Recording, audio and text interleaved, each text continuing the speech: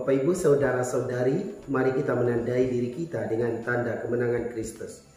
Dalam nama Bapa dan Putra dan Roh Kudus. Amin. Firman Tuhan diambil dari Injil Lukas bab 10 ayat 1 sampai 9. Kemudian daripada itu Tuhan menunjuk 70 murid yang lain, lalu mengutus mereka berdua-dua mendahuluinya ke setiap kota dan tempat yang hendak dikunjunginya. Katanya kepada mereka, "Tuaian memang banyak, tetapi pekerja sedikit.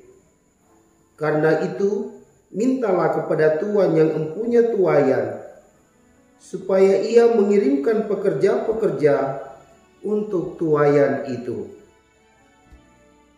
Pergilah, sesungguhnya aku mengutus kamu seperti anak domba ke tengah-tengah serigala. Janganlah membawa pundi-pundi atau bekal atau kasut, dan janganlah memberi salam kepada siapapun selama dalam perjalanan. Kalau kamu memasuki suatu rumah, katakanlah lebih dahulu, 'Damai sejahtera bagi rumah ini.'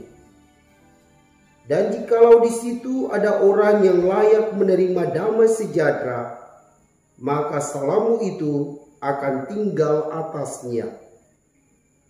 Tetapi jika tidak, salammu itu kembali kepadamu. Tinggallah dalam rumah itu, makan dan minumlah apa yang diberikan orang kepadamu, sebab seorang pekerja patut mendapat upahnya. Janganlah berpindah-pindah rumah.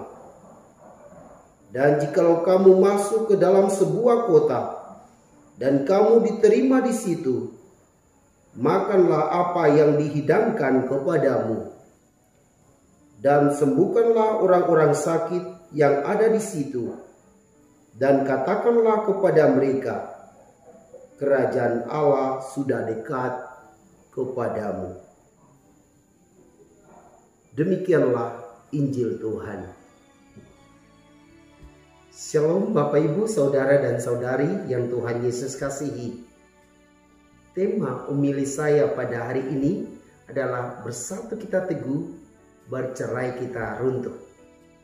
Saudara dan saudariku yang Tuhan Yesus kasihi, Yesus menunjuk 70 murid yang lain, lalu mengutus mereka berdua-dua mendahuluinya ke setiap kota dan tempat yang hendak dikunjunginya.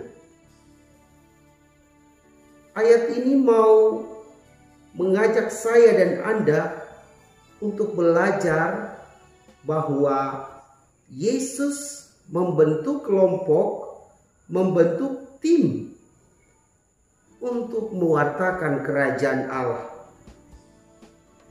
Dia mengutus dua-dua orang ke kota-kota atau ke desa-desa, mendahuluinya untuk mewartakan Injil kerajaan Allah.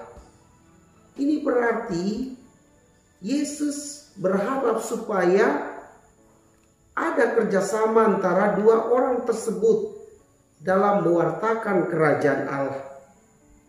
Ada persatuan di antara dua orang tadi dalam mewartakan kerajaan Allah. Jika dua orang ini bersatu, maka tentu mereka akan kuat. Sebagaimana kita dengar, bersatu kita teguh, bercerai kita runtuh. Maka sebagai murid-murid Tuhan Yesus, kita diharapkan untuk bersatu. Pertama-tama dengan Allah Bapa, Allah Putra, dan Allah Roh Kudus. Supaya kita bisa mendengar apa maunya Tuhan. Kemudian kita juga bersatu dengan teman sepelayanan kita. Supaya kita bersama-sama mewartakan sabda Tuhan kepada sesama. Bapak Ibu saudara dan saudari yang Tuhan Yesus kasihi, kehadiran setiap kita adalah cara Tuhan hadir di tengah-tengah orang lain. atau boleh dikata diri kita menjadi saksi hidup bagi sesama kita. Maka mari kita tetap bersatu dengan teman-teman kita untuk terus mewartakan kerajaan Allah kepada sesama. Dikatakan jika kita masuk ke suatu rumah, lalu kita katakan damai sejahtera bagimu, kita katakan shalom, lalu orang-orang itu menerima kita, diharapkan kita tetap berada di sana. Kita tetap bersatu dengan mereka, supaya mereka mengerti akan sabda Allah, dan mereka bersama kita mewartakan shalom itu kepada sesama, agar orang lain juga mengalami shalom dari Allah. Bapak ibu saudara-saudari yang Tuhan Yesus kasihi, untuk menciptakan shalom membutuhkan kerelaan diri, membutuhkan kerendahan hati untuk bisa bersatu. Maka mari kita belajar dari filosofi air. Ketika air itu berjumpa dengan air yang lain, misalnya air laut berjumpa dengan air sungai, kelihatannya tetap bersatu dan sangat menyatu. Beda filosofi batu. Ketika batu yang satu bertemu dengan batu yang lain, kelihatan bersatu, tetapi masih ada perbedaannya. Tetapi kalau air tidak, air itu menyatu. Semoga kita bisa menyatu dengan Tuhan, menyatu dengan teman sepelayanan kita, menyatu dengan orang-orang yang kita jumpai sebagai tanda bahwa kita mau hidup bersatu dalam mewartakan Injil Tuhan. Semoga demikian. Semoga Bapak Ibu Saudara-saudari diberkati dan dibimbing oleh Allah yang Maha Kuasa, dalam nama Bapa dan Putra dan Roh Kudus. Amin.